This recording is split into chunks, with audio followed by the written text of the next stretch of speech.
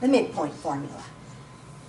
I want to find halfway between my two dots. There it is.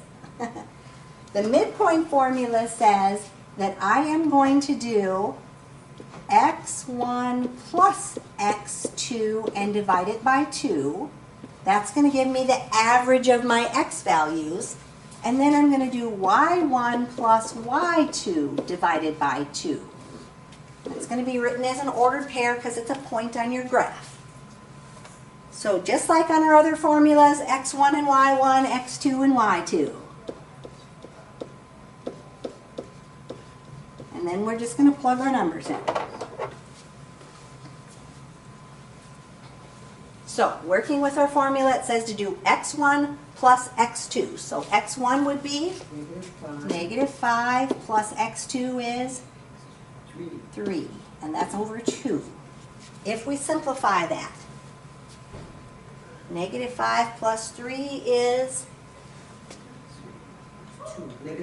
negative 2 over 2 then simplifies into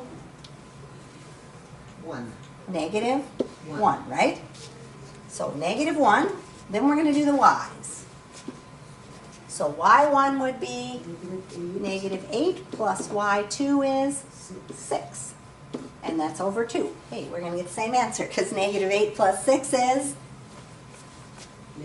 negative 2, and a negative 2 over a positive 2 is negative 1. So what it's telling us is the point negative 1 should be halfway between those two dots. Looks like that's pretty close, right? Yep. All right, so number 14, same thing. We're finding the midpoint.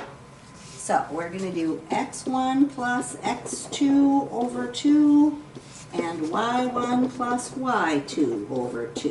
Of course, in the end, we're going to write it as a point. So what should we do?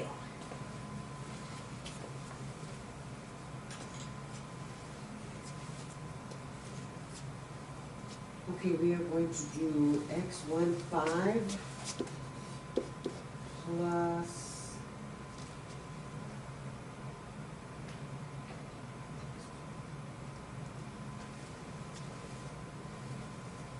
negative 1.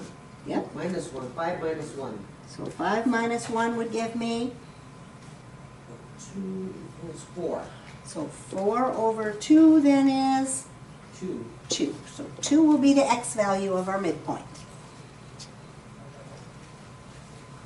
If we do the y's, Okay, y1 is going to be 8.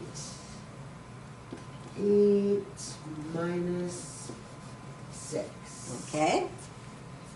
Which is going to equal over 2 equal 2 over 2, right? Yep, keep going. Which is going to equal 1.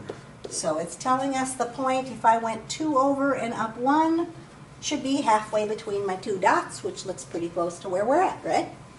We just have to kind of estimate where 2 over 1 would be, but it looks like it should end up in the right spot. Now, of course, they have to have the little monkey wrench thrown in here. Because those were pretty easy to do, right? The last one, they're going to give us one of the endpoints and the midpoint, and they want you to find where the other side is. So we basically have to break this up into two parts. To find the midpoint of the x, we did the x1 plus the x2 and divided it by 2, right? Yep. So the x value of our midpoint is 2, and this is going to be our x1 and our y1. We'll get to the y's in the minute. The x1 is going to be 7, and we have to find the x2 if we know that's our formula. So we know 7 plus some number divided by 2 equals 2.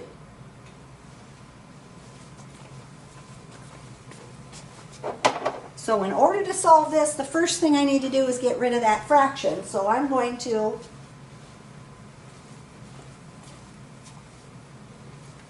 how do I get rid of the fraction?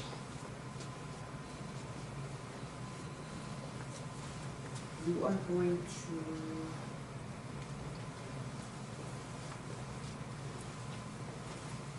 Do what with this 2? put it over here too. By doing what?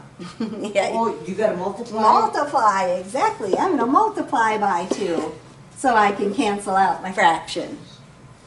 2 times 2 is 4, so 4 equals 7 plus x sub 2. And in order to solve that, I'm going to,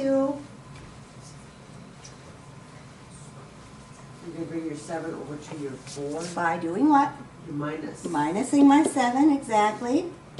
So negative 3 is going to be the x value of my point. Negative 3. Okay, now I'm going to do the exact same thing, only now I'm going to do the y's. So I'm going to say my midpoint y value is equal to y1 plus y2 divided by 2. What is the midpoint y value?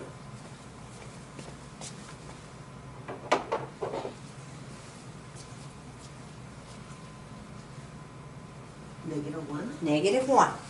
So negative 1 is going to equal, what's the y value from your first point?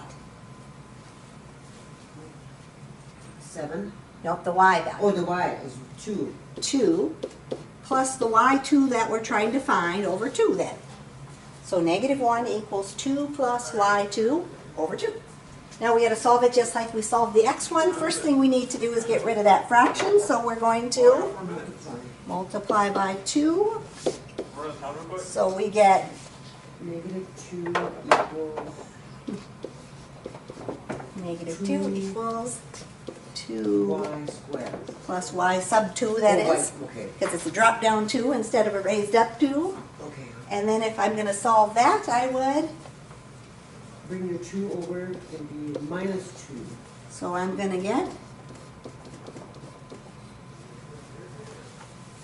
4. negative Negative 4 is my y2 value. So what it's telling me is that this endpoint Q, the coordinates would be negative 3, negative 4. If I went back 3 and down 4, I would hit Q.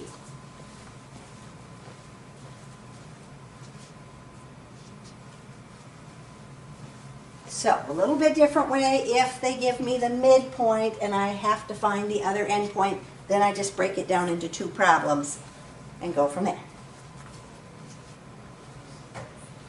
All Oh, right. so okay, I see Yep. it. Well, how'd you get that? But okay, I see it. So this point over here would be at 7, 2. The midpoint would have been at 2, negative 1. And this point we found would have been at negative 3, negative 4 then to be in there. If I put all my coordinates in there. So I knew from here to here, I had to find from here to here, basically. All right.